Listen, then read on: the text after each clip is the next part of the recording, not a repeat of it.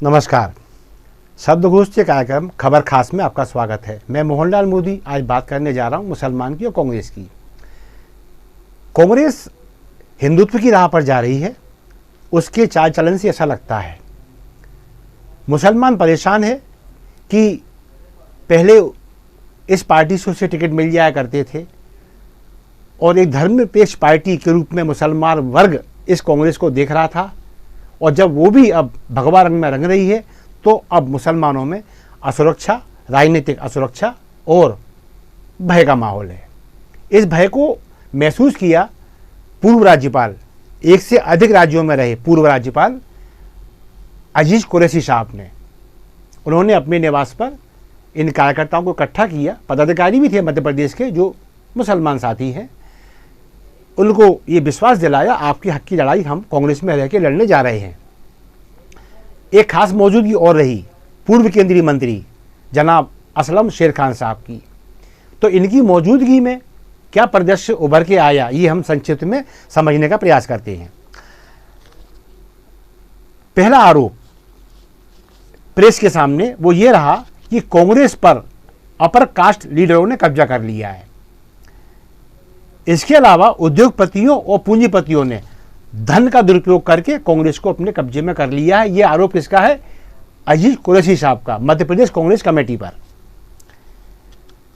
इनका कहना है कि अब कांग्रेस सहित अन्य धर्मनिरपेक्ष दल मुसलमानों से किनारा कर रहे हैं।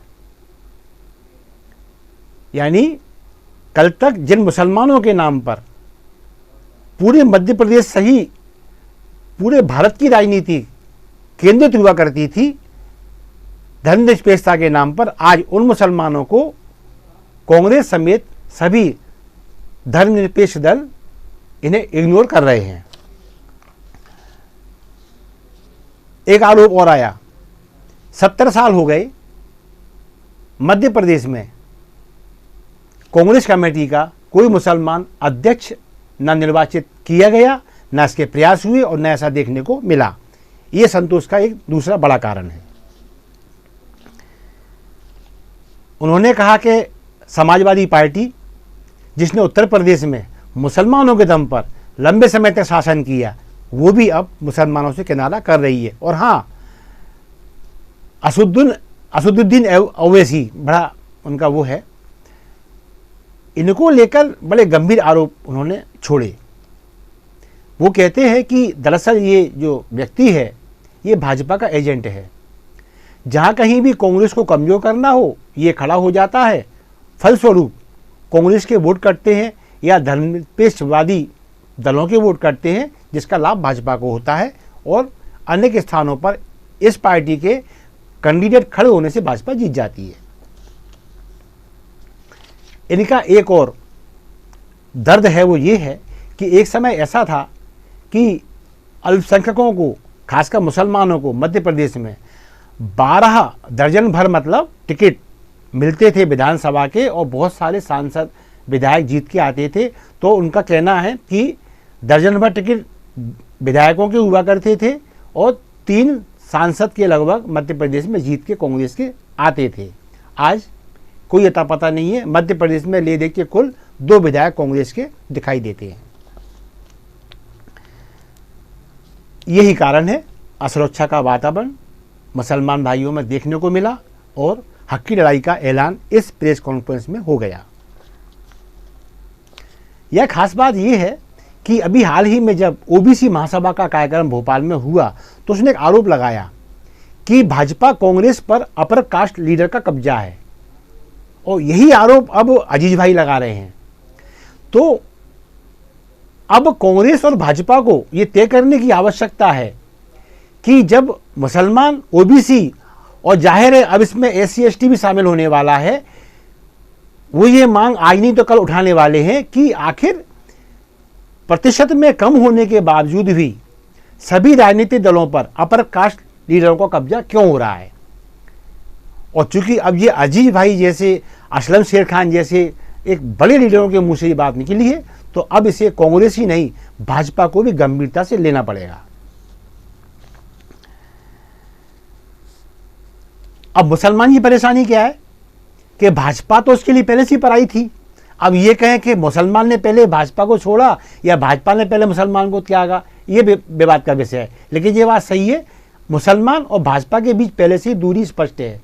लेकिन जब कांग्रेस भी दूरी बनाती है तो फिर मुसलमान का अब आशंकित होना जायज़ है, क्योंकि उसने मुसलमान वोट बैंक के रूप में, मुसलमान कम्युनिटी के रूप में जो ताकत कांग्रेस समेत कथित धर्मनिरपेक्ष दलों को बख्शी है, उसको नज़रअंदाज नहीं किया जा सकता।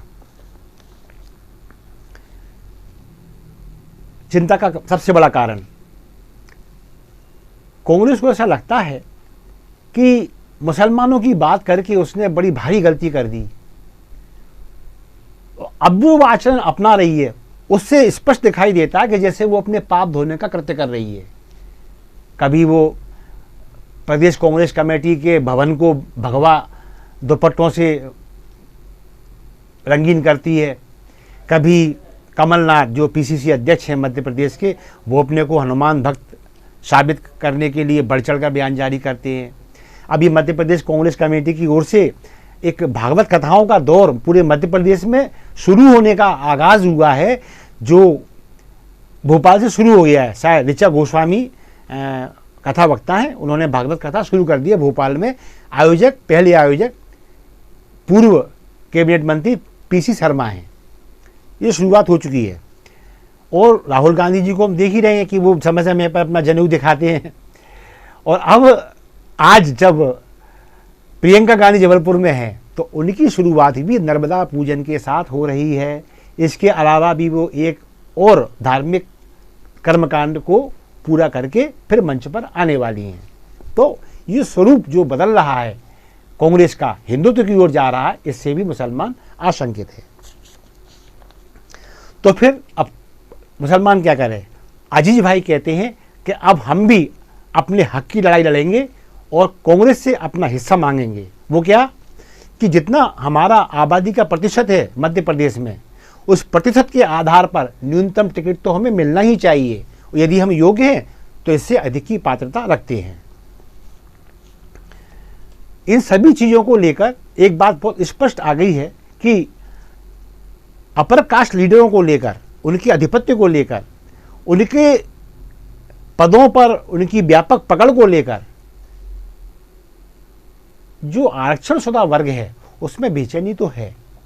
और इस बेचैनी को भाजपा कांग्रेस ने बहुत जल्दी नहीं भांपा और बहुत जल्दी इसका निराकरण नहीं किया तो आने वाले विधानसभा चुनाव में और लोकसभा चुनाव में इन दोनों पार्टियों को भारी परेशानी का सामना करना पड़ सकता है। क्योंकि अब जो धुरी है आगामी चुनाव की, मुझे ऐसा लगता है ओबीसी वर्ग बनने जा रहा है, क्योंकि इस वर्ग की बहुत अनदेखी हो रही है। और जब ये वर्ग जो जनसंख्या में सबसे ज़्यादा है इंकलाब करेगा तो निसंदेह SC ST भी फिर पीछे नहीं रहने वाले, अल्पसंख्यक मैदान में आई गए हैं। तो जाहिर है अब इन दोनों मुख्य पार्टियों समेत अन्य दलों को भी इस बात पर गौर करना चाहिए कि संख्या में, जनसंख्या में कम होने के बावजूद भी अपर कास्ट लीडरों का राजनीतिक दलों पर नाजायज कब्जा क्यों है। समय रहते ये राजनीतिक दल अपनी कमियों पर ध्यान देंगे और उन्हें ठीक करेंगे तो शायद अगला जनादेश उनके लिए अनुकूल हो। बस इसी चेतावनी पूर्ण कामना के साथ मैं मोहनलाल मोदी खबर खास को विराम दूंगा।